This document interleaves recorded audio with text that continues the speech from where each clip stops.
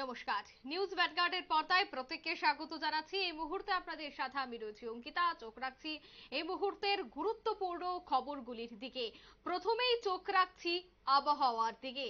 সকালে আকাশ পরিষ্কার থাকলেও একটা ভ্যাপসা গরম পরিলক্ষিত হচ্ছে। তৎসঙ্গে আইএমডি বলছে যে দেশের বিভিন্ন রাজ্যে একটা বৃষ্টির সম্ভাবনা জারি রয়েছে।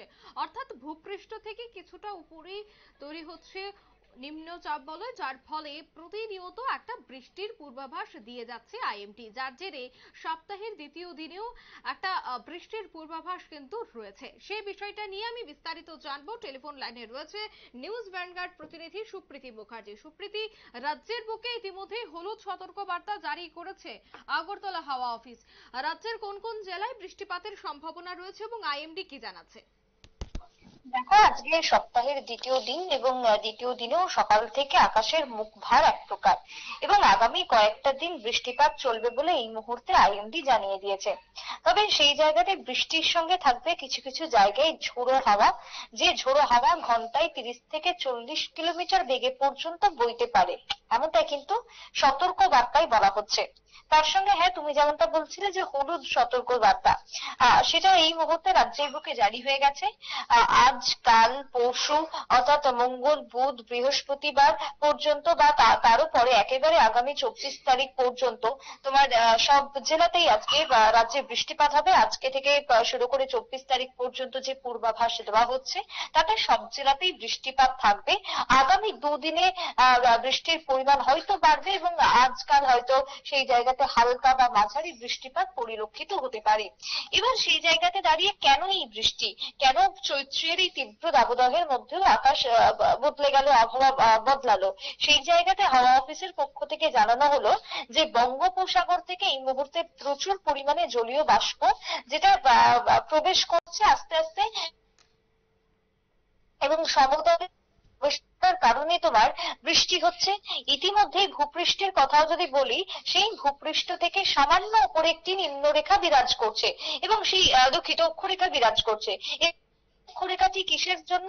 না, নিম্নচাপের এই অক্ষরেখা, যেটাকে স্পষ্টত করেছে হাওয়া অফিস, যে অক্ষরেখাটি কার্যত এখন একেবারে সক্রিয় রয়েছে। আর এই সক্রিয়তার জেরেই গোটা দেশ জুড়ে তোমার বৃষ্টির এই সম্ভাবনা বা ভ্রুকুটি দেওয়া হচ্ছে।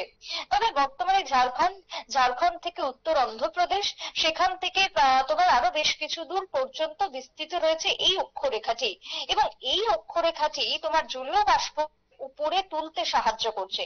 আর জলীয় বাষ্প যত উপরে উঠবে ততই সেই মেঘ বাদলে জমাকৃত হবে এবং একটা গুমট পরিবেশ তৈরি হবে। আর এই গুমট পরিবেশের কারণে সকাল বেলাতে কি হবে, প্রচন্ড পরিমাণে ঘাম, দগদগিয়ে ঘাম যেটা অনুভব হচ্ছে এখনো, এবং বেলা যত বাড়বে ততই একটা অস্বস্তিকর পরিস্থিতি। বিকেলের পর থেকে হয়তো বৃষ্টি নামবে। এই যে একটা পূর্বাভাস, সেই পূর্বাভাস কিন্তু ইতিমধ্যেই রাজ্যের হাওয়া অফিস দিয়ে দিয়েছে।